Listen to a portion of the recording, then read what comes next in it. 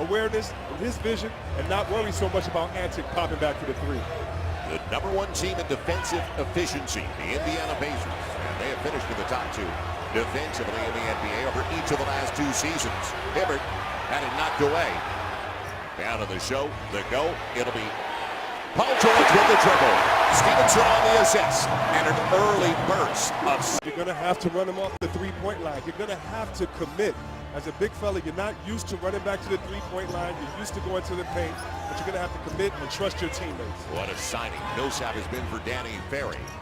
And the Atlanta Hawks, a 2-year deal. And on the run, it is Paul George. Thought he got contact. In the league, using that to fuel the offense. And Joel and Chris, you called it. Trust is at the core of everything the Pacers want to do. Jeff Teague with a career best, playoff best, 28 points in the opener. And in his previous 3 playoff games, he had a combined 30 points. A little bit of a difference. Foul, hold, and George is going to get scored. Paul George gets the first of 2 as we look at the upcoming playoff schedule on TNT. Tomorrow it's going to be the Bobcats and the Heat started all off. Healthy Al Jefferson could be a different story if he can stay on the floor. That was a shame. That is at 7 o'clock Eastern. Blazers and Rockets, we're going to have that, Chris. That'll start at 9:30 Eastern. NBA TV, don't forget tomorrow, it's the Mavs and Spurs. And then on Thursday, NBA TV, Pacers, Hawks, and on TNT. That they have in right now with Lou Williams and Teague. Their quickness in putting one shooter with Lou Williams in the corner spaces the floor, so you don't have any help on pick and roll. Now the switch. And I thought West would take it. Instead, a wide open 3. Paul George. Back to a 4-point deficit, but you're right about the spacing. Thinking about mistakes. When you play thinking about mistakes, well, you make mistakes. It's so simple, it's complicated, fellas. And Lance said we have to find a way to play loose. Without a doubt. Good point, Molly. Thank you. And Kyle Korver took the first shot of the second half. George gets it done from beyond the arc before DeMarre Carroll. And it didn't look good.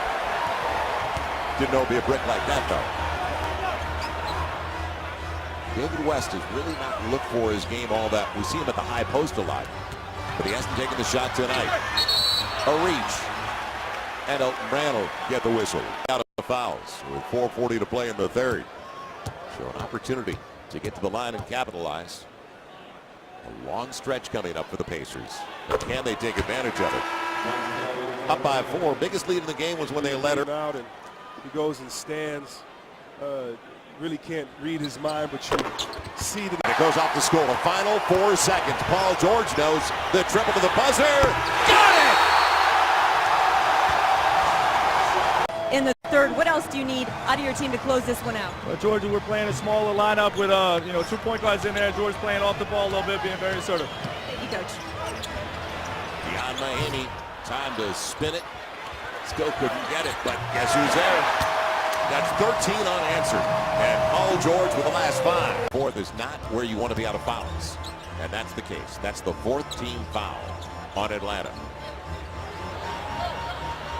So almost like an impossible situation, especially against the team that's already down. Paul George wheeling into the paint. So Paul George has 20. Indiana fan, once again, you're so happy not only to see guys cheering and chest bumping, but to see them get back to playing the way they play. Defense, which leads to that 3. Seeing that guy in rhythm, that is